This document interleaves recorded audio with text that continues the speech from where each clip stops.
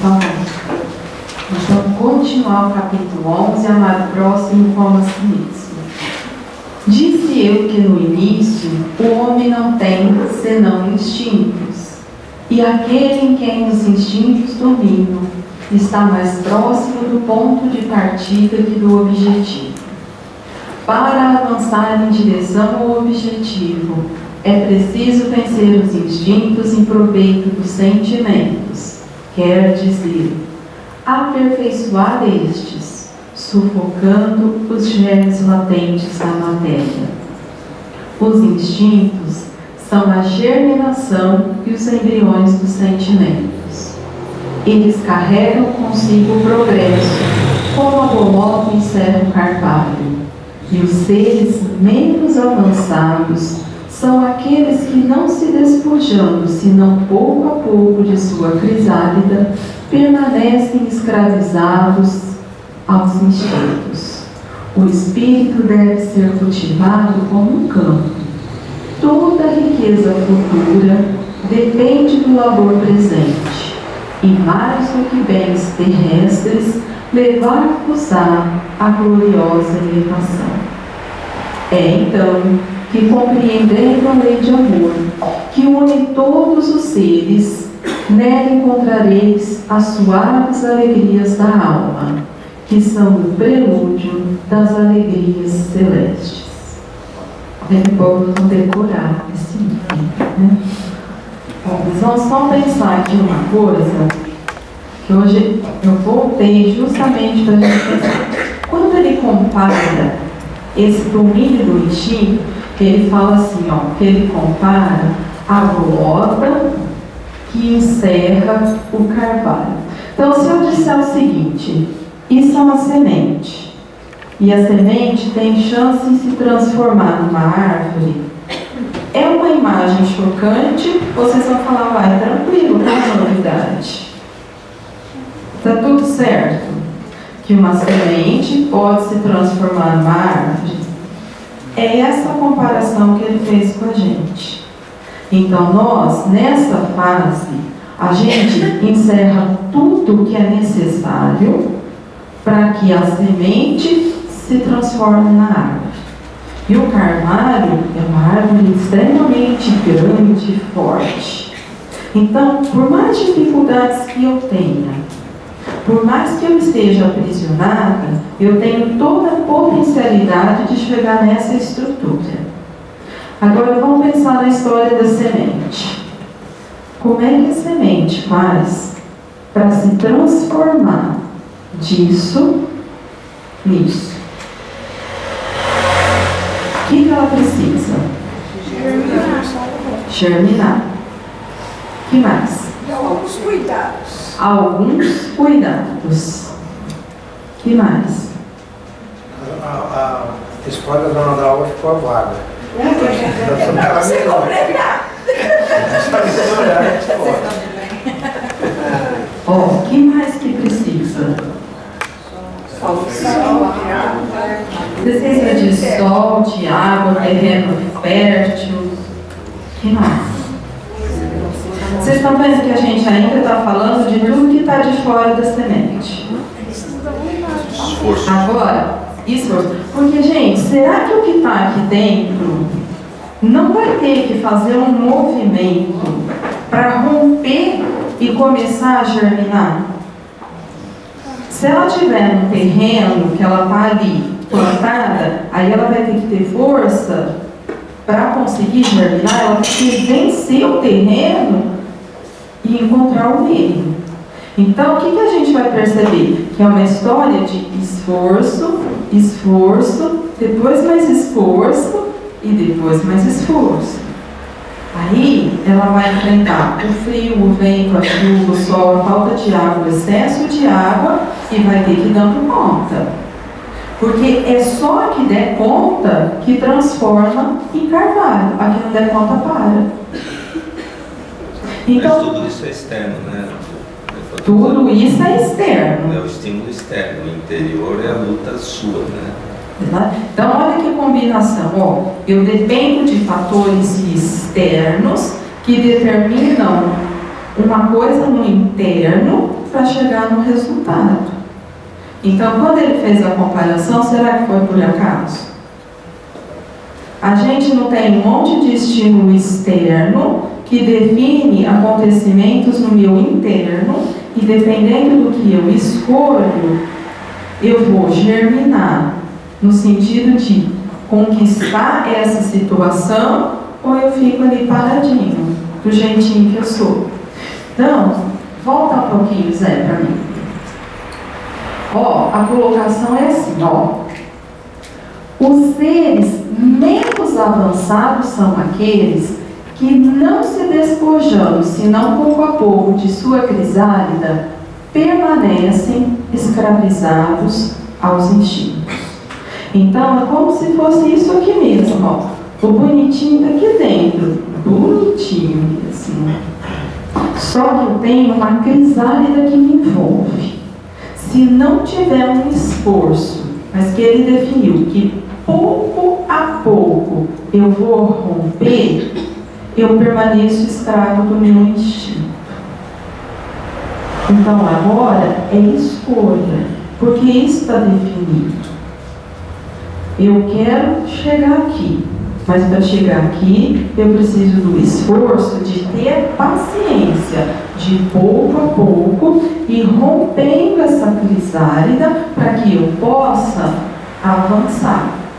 Então, se eu pensar na história da semente, não adianta eu plantar hoje e imaginar que o mês que vem ela tem essa estrutura. Ela precisa de muito tempo para chegar nessa estrutura e nessa força. E para chegar nessa estrutura e nessa força, ela tem uma série de adversidades do meio que ela tem que enfrentar. E mais tudo que tem que ser elaborado aqui na intimidade para que ela possa romper, se esforçar e vencer. Então a nossa situação vai ser exatamente a mesma. Por que eu estou colocando isso? Porque a semana passada a gente viu que a gente estava naquela transição entre o que era instinto, o que era sensação e o que era estruturação de sentimento. Só que a gente percebeu que o instinto ele fica ligado a prazer, e a nossa tendência é repetir tudo aquilo que traz prazer. Só se eu permitir a repetição de só o que está no instinto é o que acontece dentro da minha crisálida. Eu fico aprisionado nessa primeira fase. Para eu estruturar o carvalho e ter força, eu preciso estruturar sentimento. Então agora começa uma escolha. Eu vou atender ao estímulo aqui de fora, do esforço de romper e chegar lá, ou eu vou falar assim, mas é que o instinto e tal. Então eu fico assim. Então é uma definição. Então, que é isso que a gente vai começar a pensar agora. Então o instinto está ligado a prazer. A gente já começa a identificar as nossas sensações, mas agora a gente começa a fazer escolhas. Então é isso que a gente vai tentar entender. Então, vamos retomar um pouquinho. Lá no Livro dos Espíritos, ele coloca assim, toda paixão que aproxima o homem da natureza animal, afasta-o da natureza espiritual. Então, isso tem que ficar definido, porque é escolha também. Então, tudo aquilo que me coloca muito ligado à questão material, obrigatoriamente me afasta da questão espiritual. Porque às vezes a gente fala assim, mas eu gosto de determinadas situações. Mas o que tem eu fazer isso? Eu não sou santo mesmo. Só a verdade, ninguém aqui é santo. Para mim, o problema é quando eu falo assim, mas eu gosto de fazer isso. O que tem? Para mim, nada. Tem o que eu gosto de fazer. Por quê? Porque se eu falar que tudo bem fazer o que me prende nessa crisálida e me amarra no instinto, na questão material, é um problema só meu. Mas que eu tenho que estar definido, é isso que eu quero, ficar preso aqui. Ou eu tenho que fazer o esforço de romper isso que me liga na animalidade e começar a conquistar a espiritualidade. Isso é escolha. Eu tenho que começar a definir. Então, o que tem? Nada. É identificação. Então, se eu gosto de coisas ainda muito materiais, muito primitivas, ligadas ao instinto, não dá para ser um ser espiritualizado. Não cabe no mesmo lugar. Porque às vezes a gente fala assim, ó, eu faço coisas instintivas, mas eu não faço mal para ninguém. Eu não mexo com a vida de ninguém. Esse pensamento é um pensamento muito pequeno. Por isso que quando Kardec definiu, ele falou assim, ó, não fazer o bem já se constitui o mal. E a gente tem inicialmente uma dificuldade para entender. Porque para não fazer o bem, eu preciso construir uma coisa chamada indiferença, que é não me envolvo com a vida de ninguém. Nada à minha volta me importa e eu não me mobilizo com nada de ninguém. Então, no primeiro momento, parece que esse comportamento tudo bem. Mas esse comportamento ele é construído só com egoísmo. E ele nos coloca totalmente contra a lei de Deus. Então, aparentemente tudo bem, mas na verdade tudo errado com ele.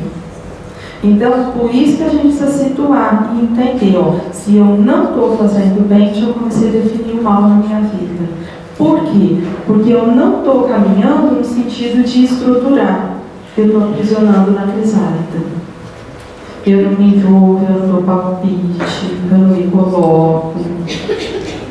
Isso é complicado. Então, eu sei que no primeiro momento a gente fala, como assim? Você pode ir pensando e a gente vai junto tentando entender. Mas a indiferença é um sentimento muito perigoso para a gente achar que ele está tudo bem e construir essa indiferença em nós. Lu, acho que seria interessante o Mário colocar uma situação. Meu porta-voz. Não é meu porta-voz. Eu estava pensando, achei muito interessante isso que a Lu está colocando, quer dizer, que o Evangelho coloca, ela está discutindo da Bolota e do Carvalho. E é isso que ela falou agora, se a gente decide como espírito a ficar preso na esfera do instinto, quer dizer, preso dentro da Bolota, se isso fosse possível indefinidamente, seria um mal ocorrendo para nós mesmos nos causando esse mal, né, indefinidamente. Isso não pode, né? Então a lei do progresso impede a gente de ficar estacionado. Então a gente pensa nas coisas externas que poderiam, quer dizer, o sol, a chuva, que levam à germinação, às vezes pode ser o estímulo que faz invariavelmente a bolota se romper, né? Só que aí através do mecanismo que a gente chama da dor, do sofrimento, e aí leva mais tempo para a gente compreender que aquilo é necessário, né? Quer dizer, para que a gente não fique parado. O mal não pode ocorrer, né? Não existe. O que existe é a ignorância, né? Então aí volta aquela história, né? Que o sofrimento não é necessário, às vezes é uma escolha nossa também. Quando a gente escolhe ficar lá dentro, o sofrimento acaba sendo necessário, né? Para nós, mas para o outro pode não ser, né? E mesmo assim, não na bolota, mas hoje o nosso espírito ficar estacionado é muito difícil, porque nós estamos constantemente recebendo estímulos para o progresso, constantemente, né? Estímulos externos, providenciais para a gente mudar o passo, né? Todo sentimento que leva o homem acima da natureza animal denota predominância do espírito sobre a matéria e o aproxima da perfeição. Eu acho que em alguns momentos a gente tem que fazer a escolha. Eu até ainda tenho vontade de fazer alguma coisa que é só interesse material. Mas aí a consciência já acusa que isso que você vai fazer, você não gostaria que ninguém fizesse com você. Então, meio forçado, a gente escolhe fazer do outro jeito. Mas isso já é o sinal que importar primeiro com a questão material não serve mais. Então, ó, já estou começando a dar um passo em relação à espiritualização da minha vida. Mas lá no Evangelho ele falou assim, ó, essa crisálida, A gente vence pouco a pouco, mas é pouco a pouco mesmo. É bem devagar que a gente vai passo a passo identificando e vencendo. Mas o que eu preciso? Atender ao que a consciência já sinaliza como não mais coerente com aquilo que eu sei. Por quê? Porque isso é que vai me aproximar com a espiritualização da minha vida. Caso contrário, eu vou precisar me guiar pelas questões materiais. Só que quando a questão material é muito mais forte, isso mostra que eu ainda estou aprisionando nessa crisálida. E isso me traz uma certa dificuldade. Então, qual o meio mais eficiente de combater-se o predomínio da natureza corpórea? Praticar a abnegação. Que foi isso então que a gente discutiu semana passada no final. Então, o que é a abnegação? É quando eu consigo abrir mão então do que faz primeiro eu, mas eu consigo olhar para o outro e me colocar no lugar e ver o que eu queria que o outro fizesse para mim, aquilo que eu vou me esforçar em fazer para o outro. Muitas vezes vai ser uma luta naquele começo. Eu não vou fazer de tão boa vontade, mas é a medida. Então, quando o Evangelho fala assim, a divina providência nos criou iguais para a dor, para que o homem compreendesse com clareza o que é necessário fazer no momento. Por quê? Porque aquilo que dói em mim é certeza que dói no outro. Então, essa igualdade da dor nós temos. Então, tudo aquilo que eu não gosto que façam para mim, eu posso ter certeza, o outro também não gosta. Mas, às vezes, é do meu interesse fazer aquilo. E aí eu tenho que pensar, mas o que é que vale mais? O meu interesse desse momento ou a minha necessidade de vencer pouco a pouco essa crisálida que ainda me aprisiona e faz a minha vida difícil porque eu sou muito mais ligada a questões materiais do que as minhas questões espirituais. Porque parece naquele primeiro momento que essa abnegação vai me colocar numa situação de dificuldade em relação ao outro. Porque a minha sensação é, eu estou abrindo mão, eu estou fazendo papel de boba, eu estou sendo passado para trás. Mas quando na realidade não é como o outro, é na minha intimidade. Eu estou vencendo a crisálida ou eu estou fazendo isso ficar ainda mais denso, mais estruturado para me achar forte. Quando na verdade eu não estou forte. É a aparência de força. Mas o que eu estou de verdade é prisioneiro. Então, vamos pensar nessa hora as nossas situações de muito orgulho e muito egoísmo. A gente se faz de forte. A gente empina, endurece e quer peitar todo mundo. Eu não preciso de ninguém. Eu me basto. A casca está forte. O que acontece na hora que a gente sai? Chega em casa, chora, desmorona, fica de cama, adoece. Por quê? A casca é forte, a intimidade é mole, é fraca.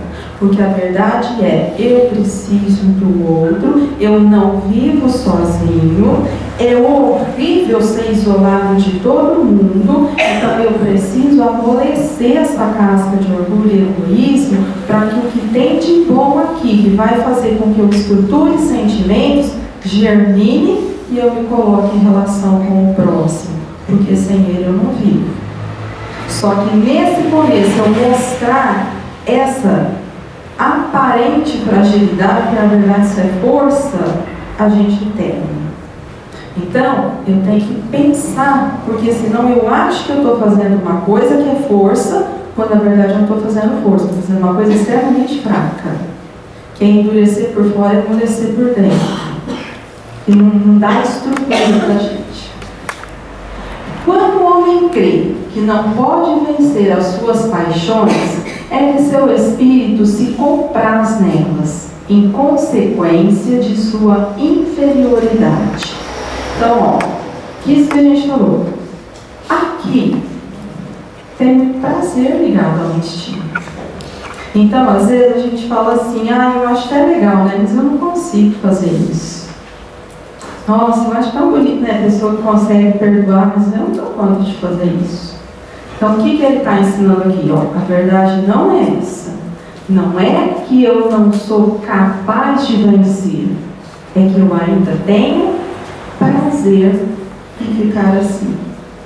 Então, quando a gente ainda escolhe a postura do empinar e falar assim, eu não preciso de você, gente, se o outro chorar, então, nossa, mas isso é muito prazeroso naquele momento. Tudo bem que depois eu vou para casa e vou adoecer, mas naquele momento é prazeroso. E aí, como é prazeroso, o que a gente faz no próximo contratempo? Empina e eu não preciso de você. De novo. Aí a gente vai fazer esse comportamento porque ele é prazeroso. Até a hora que a gente se sentir isolado e a dor fica forte demais. Aí a gente começa a pensar. Mas aí eu estou com muita dor e um comportamento esquisito para voltar atrás. Mas por que eu ainda faço? Porque isso me dá prazer. Se não desse, eu não fazia mais. Então, enquanto eu não consigo raciocinar isso, eu posso estar repetindo coisas que me trazem um prazer momentâneo, mas com grande dificuldade no próximo momento. Mas a gente não é especialista em fazer isso. Coisas de prazer do momento e que depois trazem sofrimento. A gente faz isso muitas vezes. Então, o que a gente está fazendo agora? Tentando estudar para ver se, compreendendo a nossa maneira de agir, a gente consegue fazer isso com mais consciência e escolher de forma mais adequada. Por quê? Porque essa tem sido a nossa grande dificuldade. Compreende a sua natureza espiritual aquele que as procura reprimir. Vencê-las é para ele uma vitória do espírito sobre a matéria. Então, eu acho forte mesmo, mas ele fala em reprimir. Por que em reprimir? Porque se é prazeroso, mas depois me traz um transtorno, eu vou ter que estabelecer um limite e falar, não vou mais fazer isso. Mas no começo eu vou sentir falta. Por quê? Porque me traz prazer. Mas se eu não estabelecer o limite e reprimir, talvez eu não consiga experimentar o prazer da fase seguinte, que é de algo mais estruturado e duradouro. Então eu fico preso numa coisa que é muito imediata, mas que depois me escraviza. Então é escolha.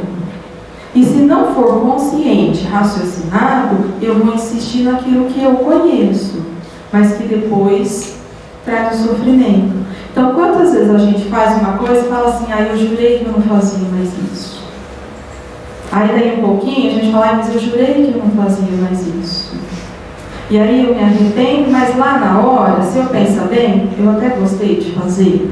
Depois eu fico mal, mas na hora eu faço. Por quê? Porque naquela hora ainda me dá prazer. Só que depois eu tenho que arcar com a consequência, que para mim agora já é desagradável. Então, se não tornar isso um processo consciente, para que eu faça a escolha e reprima, fala assim, olha, eu não posso fazer mais isso, porque eu já entendi a consequência em mim. E aí a gente entra no ponto da semana passada, mas tanta gente faz e não acontece nada, mas eu não posso comparar o que eu sei com o que o outro sabe. Eu sou eu, ele é ele. Então, coisas que ele vai fazer tranquilamente, sem nenhum questionamento, vai ficar tudo bem, para mim não serve mais. Então, lembra a colocação do Chico quando ele falava da ofensa? Ser ofendido é triste, mas mais triste é se eu for o ofensor. Isso é muito bonito, mas eu não sei se isso é a nossa realidade. Me parece que às vezes para nós é muito mais triste quando a gente é ofendido. Mas quando a gente ofende, a gente fica feliz e fala assim, coloquei no lugar que ele merecia. E nunca mais ele mexe comigo. A gente empina e vai embora como se tivesse feito uma coisa maravilhosa. Então, aquela fala é a realidade da maturidade espiritual do Chico, não a nossa. Que se Deus quiser, um dia vai ser. Mas nesse momento, quando o outro me ofende, eu vou para casa, eu fico triste, eu choro, eu fico com raiva, fico 3 meses perturbado, aí daí 1 ano eu falo que eu perdoei, agora que eu encontro eu passo mal, eu vejo que eu não perdoei. Então, essa é a minha realidade ainda. Então, eu preciso entender qual é a minha dinâmica, como eu funciono, para entender que tipo de coisa me dá prazer, do que é que eu quero me libertar. Por quê? Porque, inicialmente, não revidar e não ofender, eu começo assim mesmo, eu vou reprimir, morrer de vontade de responder, mas eu não respondi, mordi minha língua. E aí passa, a gente fala assim, graças a Deus, eu escutei e não respondi. Pensei assim, umas 50 respostas, mas não dei nenhuma. Até que uma hora eu dou conta de ouvir, não ofender e ficar em paz comigo. Mas foi um esforço que pouco a pouco eu fui vencendo. Eu não consigo isso de um dia para o outro. Então, inicialmente, exige. Mas depois que eu conquisto, eu fico em paz. Eu falo, graças a Deus, isso não me perturba mais. Mas não é tão simples assim começo. Então, eu preciso de esforço com a adversidade aqui do meio externo que me chega, porque senão eu não consigo. Então, num livro chamado A Grande Síntese, do Pietro Baldi, ele coloca assim, os instintos inferiores, as paixões tempestuosas, são o antagonista na grande luta interior. Então, quais instintos? Todos aqueles que a gente trabalhou, que Kardec simplifica colocando um instinto de conservação. Então, a gente alimenta, a gente tem sexo, a gente tem tantas situações instintivas que são extremamente prazerosas, mas que, segundo ele, são os nossos antagonistas nessa luta interior. Por que são antagonistas? O que o instinto faz? Me deixa preso aqui. Mas lá no começo eu precisava aprender tudo. Eu tinha que lutar com a realidade aqui do mundo material. Eu precisava começar a trabalhar esse pensamento, a inteligência, conquistar a razão. Então, aqui estava tudo certo. Só que conforme eu vou evoluindo, o que ele coloca? Esses agora são os nossos antagonistas nessa luta interior. As grandes renúncias: pobreza, castidade e obediência. Por que será que ele falou que pobreza? Qual é o nosso problema que faz a gente ficar amarrado na matéria? A ideia de ser pobre materialmente faz o que com a gente? Vocês podem pelo menos se mexer para ver se está todo mundo acordado. Gente, a ideia de perder materialmente, como que a gente fica? Perturbado. Dá medo.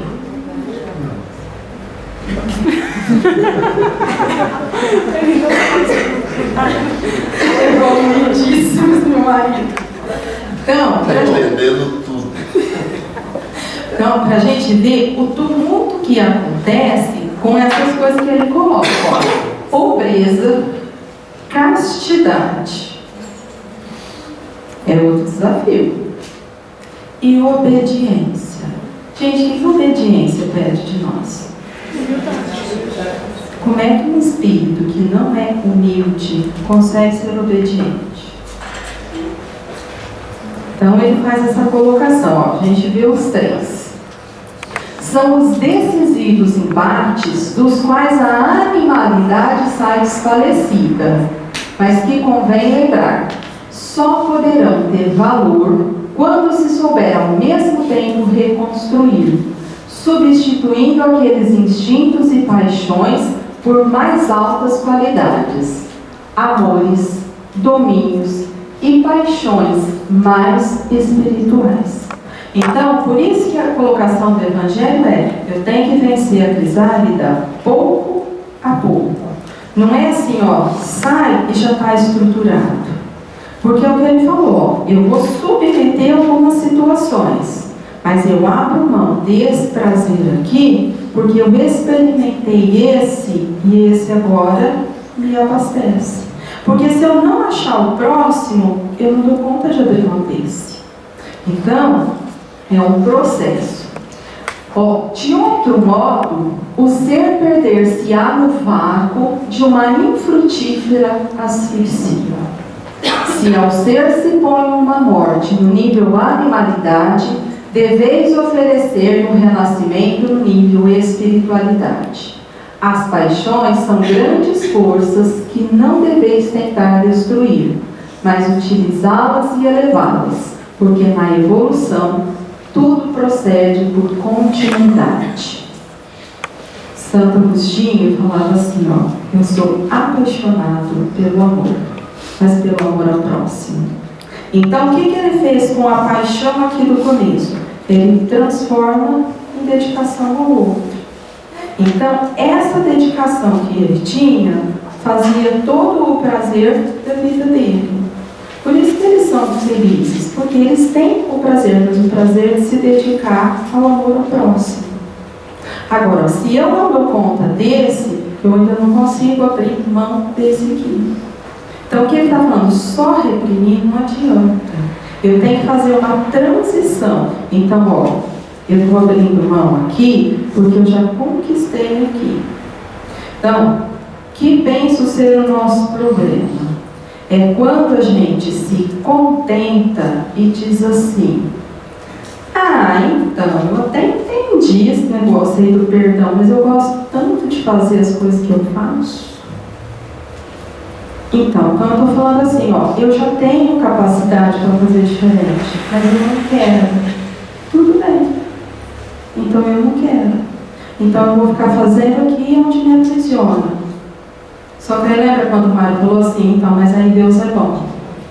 E aí Ele não vai permitir que você não progrida indefinidamente. Então, conforme eu tomo consciência da lei de Deus e não faço de acordo, aquilo vai me trazendo um sofrimento.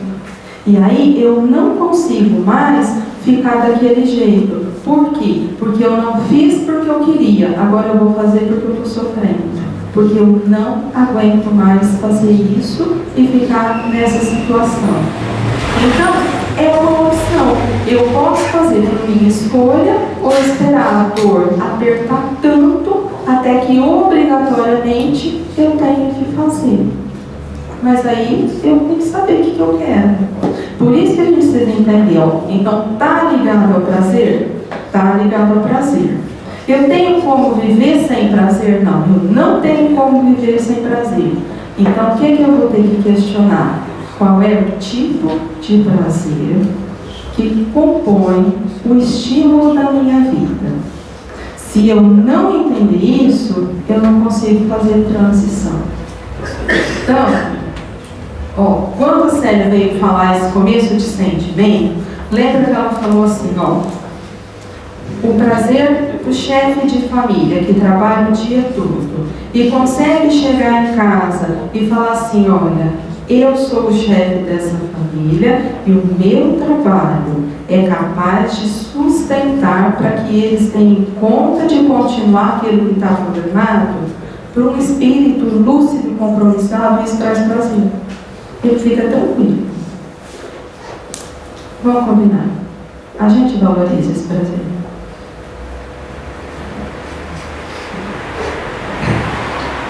Então, esse prazer para nós é sem graça. A gente não acha graça nenhuma. Aliás, nem não entra na conta. Agora, se eu trocar de carro, isso é um prazer? Tudo bem que eu vou chorar. O prazer não, tem gente ali dela testa uma crise de euforia. Tudo bem que depois pode ser que vai me trazer um sofrimento muito grande. Por quê? Porque aí a coisa é cara. Aí vem o primeiro risco. O primeiro amassadinho, o preço assim. Então assim, depois vira um transtorno. E fora o tanto que a gente é apegado.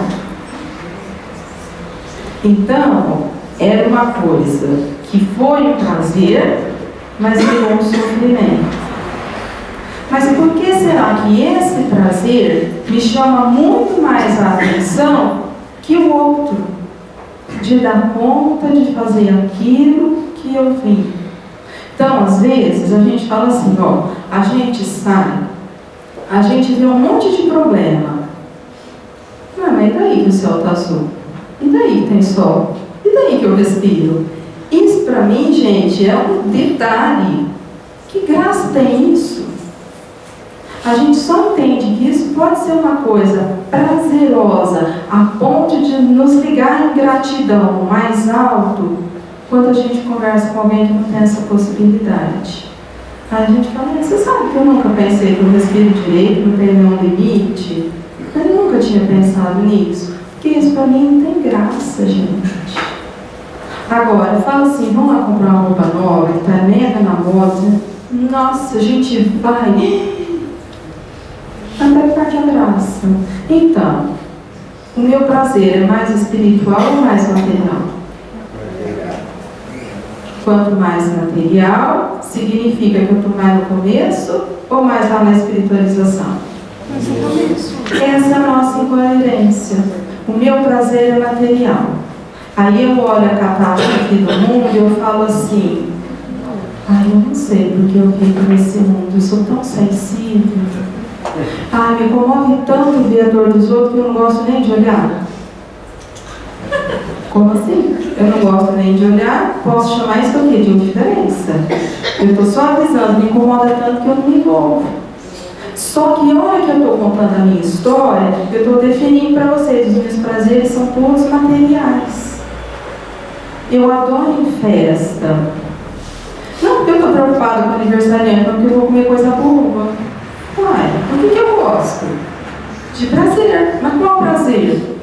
Material. Então, se eu não for entendendo isso em mim, eu fico confusa em relação a mim mesma. Eu sou esse ser tão sensível, ou na verdade, a minha relação de prazer com a vida mostra que eu sou um ser totalmente materializado ainda. Que tudo que eu busco está ligado com a questão material.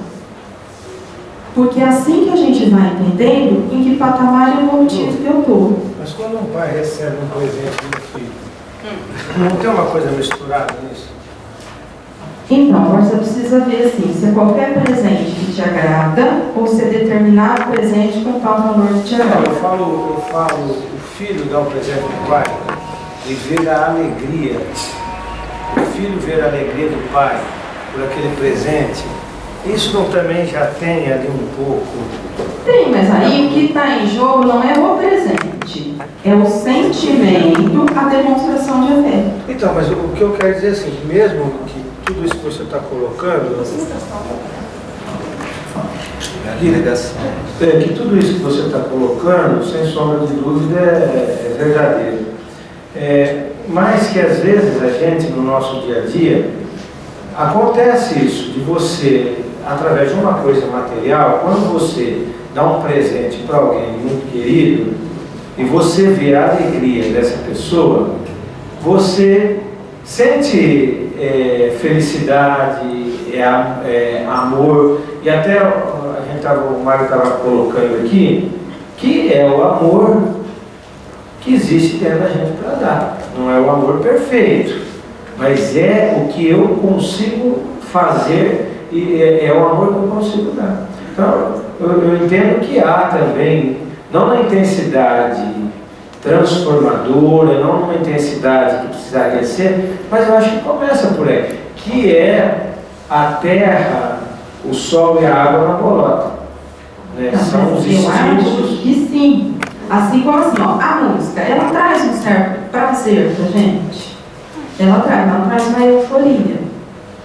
Agora, se eu já estou nessa sensibilidade de sentir esse prazer, já vai me reabastecer. Agora, nem sempre a gente tem olhos de ver e como sentir esse prazer. Então, nessa situação que você está colocando, eu acho que tanto faz se foi um presente de R$1,99 ou se foi um presente caro. Porque o que você está se importando? Com a demonstração daquele afeto que te chega, aquilo é prazeroso. Agora, isso é a nossa realidade?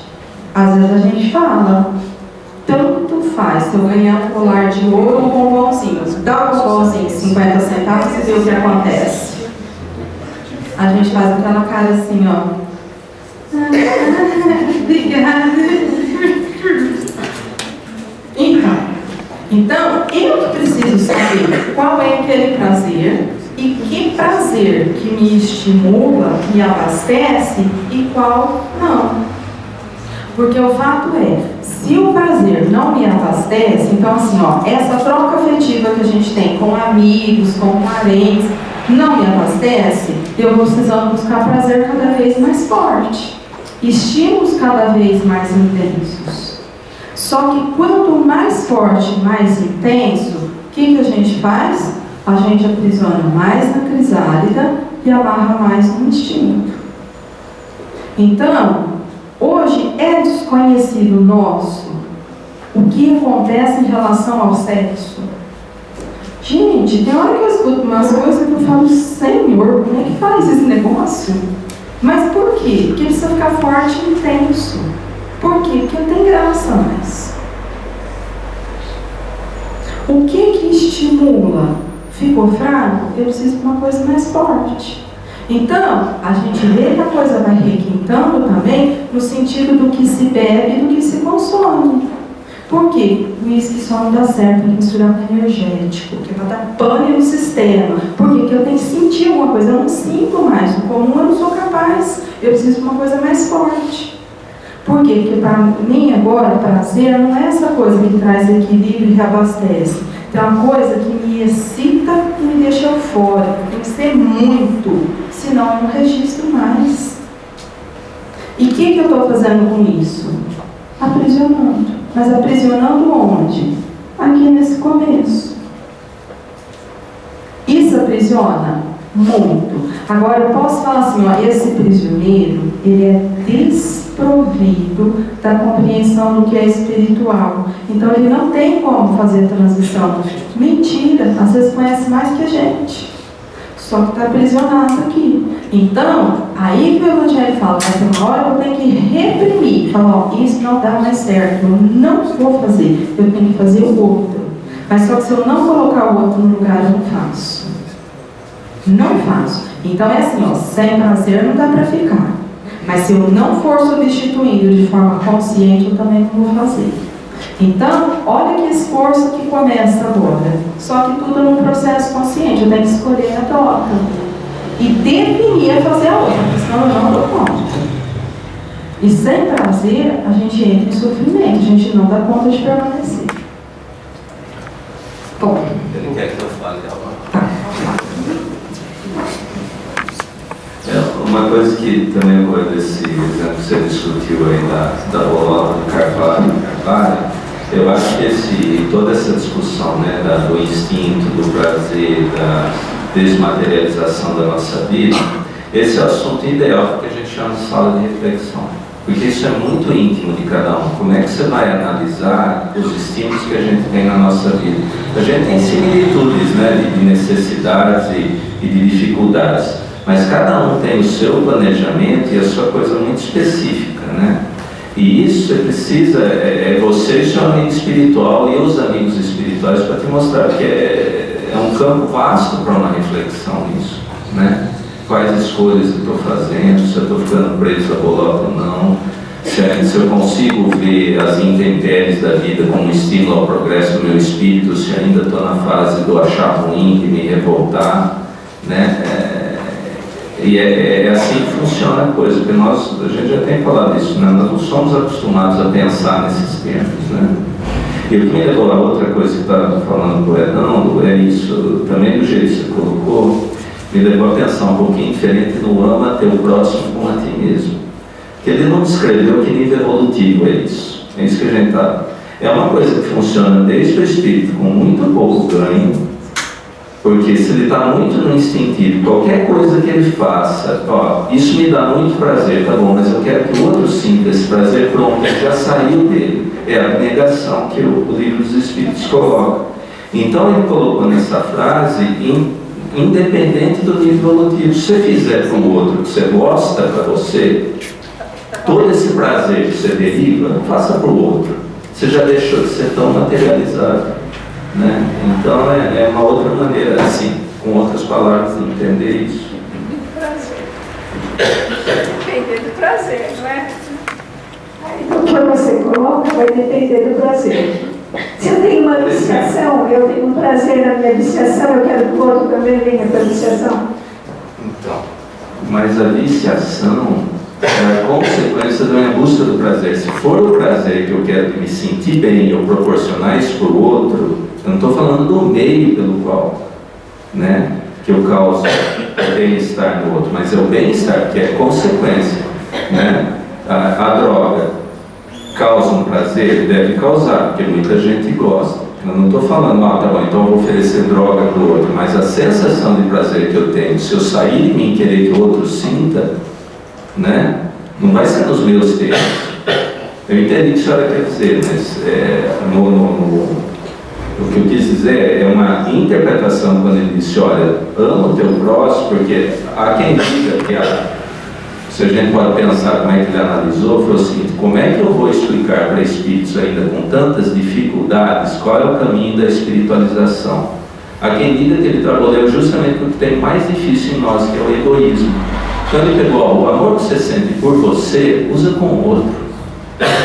Essa é a genialidade da proposta dele. Ele trabalha com a nossa dificuldade para propor uma transformação, né? Ô Lu, eu vou falar uma coisa que eu estou incomodada desde o meu slide. Então vai, vambora. Há alguns anos, quando a gente vinha, e você sempre colocou a linha evolutiva, sempre de ignorante para a perfeição. Teve momentos que eu sinceramente achei que a gente já estava chegando perto do sentimento.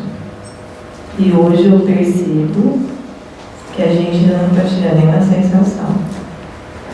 Entendeu? Então é realmente a importância da gente refletir tudo isso que você tem falado. Para a gente se analisar melhor, porque a gente está muito mais ali aprisionado no nosso instinto.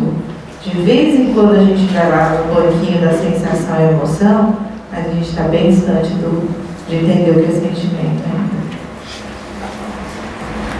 Eu acho que assim, ó, a reflexão vai ser importante, porque é difícil a gente falar assim, ó, onde cada um está? O que eu posso falar?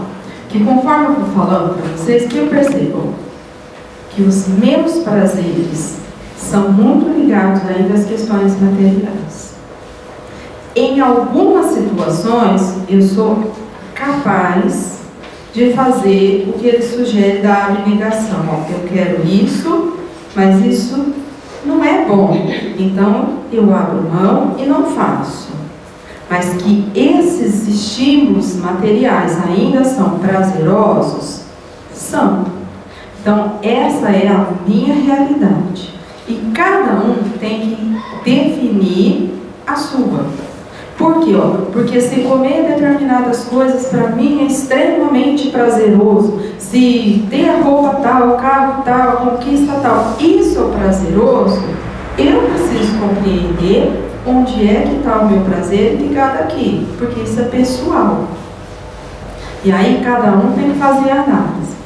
Agora, outra colocação também que eu acho importante da gente pensar é em relação à nossa responsabilidade. Porque quando minha mãe disse assim, ó, às vezes a pessoa ela tem uma viciação e ela nos convida, por quê? Porque ela acha que naquele momento é muito legal. Isso é um fato. Ou a gente nunca ouviu esse convite. Você vai trabalhar para quê? Vamos fazer isso daqui, isso aqui dá lucro. Não, não dá nada não, aqui ninguém descobre. Aí você não faz nada, a gente passa a perna nos tantos, mas a gente fica bem.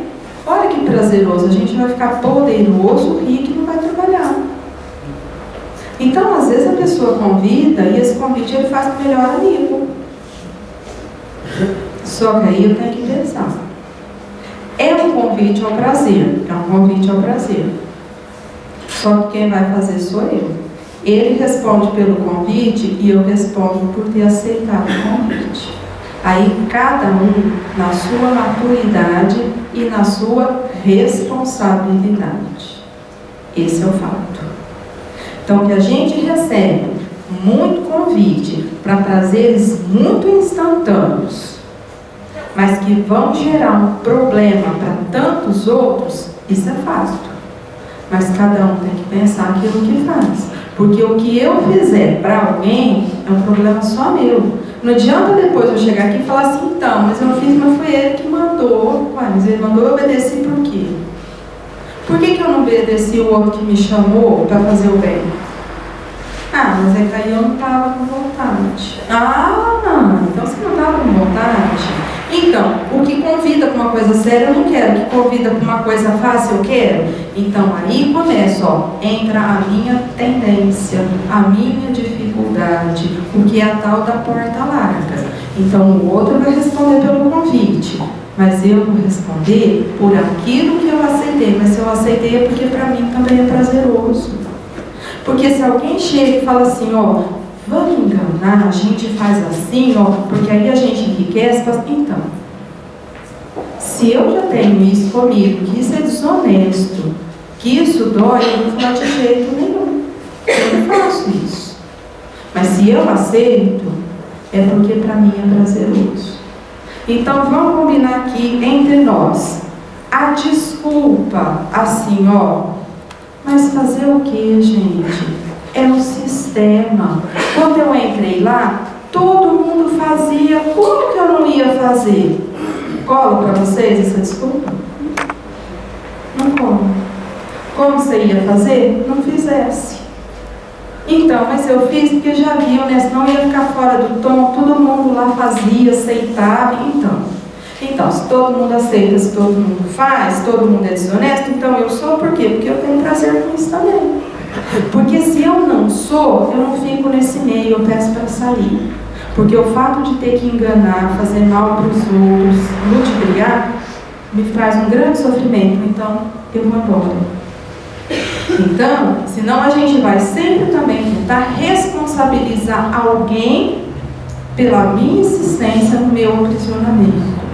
E a nossa proposta aqui não é falar o que vem como adversidade, como intempéries do mundo externo, mas entender o que acontece aqui no mundo interno.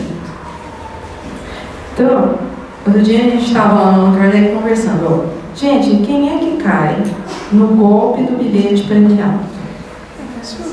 Ambiciosos. Só alguém que quer enriquecer rápido e tem a ilusão que é ela que vai estar passando a perna no outro. Essa ilusão faz ela ficar tão cega que ela cai na conversa fiada. Mas por que ela cai? Porque o interesse material dela é muito grande, a ganância é demais. Porque quem não é, olha bem para a pessoa e fala assim, mas essa proposta você me faria por quê?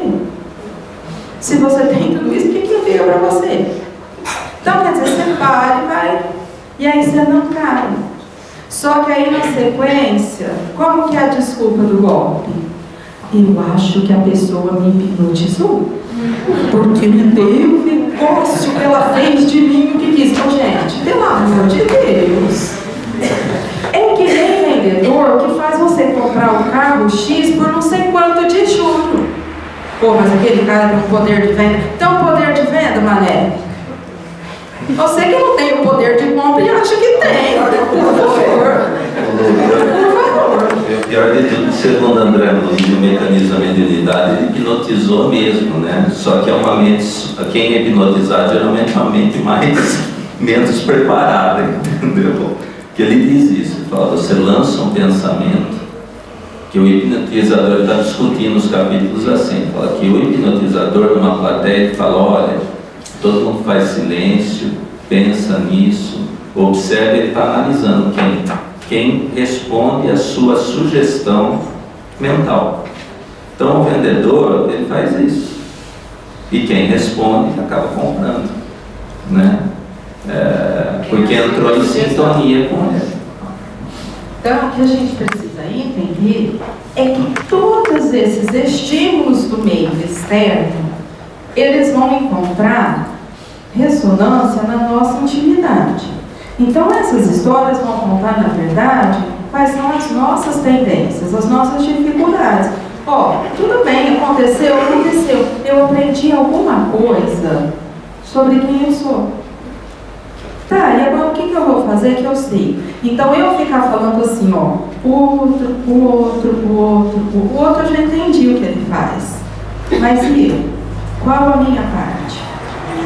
Porque para tomar essa decisão de romper a crisálida pouco a pouco, eu tenho que estar em contato com a minha intimidade e entender que por mais adverso que seja o meio externo, por mais tumultuado que chegue o problema, o que acontece na minha intimidade vai ter que ser uma definição minha e uma escolha minha. Então, por mais que você me agrida, a minha proposta é uma proposta de humildade, obediência, abnegação e renúncia. Então, eu vou ver o que eu consigo fazer diante do seu estímulo. Eu vou ser perfeito? Não, eu não sou perfeito. Mas eu vou conseguir um pouco. Então, olha, ontem o meu prazer seria revidar. Hoje eu já consigo calar. A pessoa agride e eu não respondo. Amanhã ela agride e eu consigo responder alguma coisa num tom de humildade, até ver assim, o que eu posso fazer para facilitar. Até que um dia ela agride e eu não sinto mais. Por quê? Porque eu entendo que aquilo é um problema dela e não é meu, porque eu não quero agredi-la. Não é mais comigo. Então eu saio dessa esfera do pessoal. Mas isso é um esforço. Que como a gente começa? Usando a razão. Eu preciso pensar, tomar consciência disso e querer que aconteça assim. Porque senão a gente não chega lá. Então semana que vem a gente continua para a gente poder entender. Até aqui, fica alguma dúvida? Porque eu estou vendo hoje que tem muita gente nova, a gente está discutindo essa questão do instinto, sensação de até um tempinho. Então, às vezes, para quem está chegando, fica um pouco, né, na conversa que está andando. Mas se ficar alguma coisa, vocês tratam, a gente tenta melhorar. Eu só queria que a gente pensasse no meio de convivência, dos grupos de convivência que nós temos, o quanto nós somos facilitadores ou dificultadores das pessoas se descobrirem. Porque às vezes as pessoas têm uma grande dificuldade de mostrar quem elas são, porque a gente reprime muito isso. Então não é a gente concordar às vezes com os acontecimentos, e se a gente tiver que reprimir isso, que seja com exemplos, porque não adianta a gente ficar com falatório em cima de determinadas situações que vai impedir que aquela pessoa mostre para ela mesma quem ela é, para começar a trabalhar isso. Então acho que a gente precisa pensar, no meu grupo de convivência, o que eu sou? Eu sou um facilitador da identificação daquelas pessoas, dos problemas e das dificuldades, daquelas pessoas que convivem comigo, ou eu reprimo? Isso é errado, isso não pode. Então, não pode, mas eu tenho. Como que eu resolvo isso? Então a gente precisa tomar, porque o moralismo, ele não ajuda muito, né? O autoritarismo também não ajuda muito. Agora, a postura moral em relação àquela situação pode ser um exemplo que vai construir alguma coisa, né? Quando vai estar disponibilizado no blog esse estudo de hoje? Amanhã. Amanhã? Ô Zé, o Zé, tem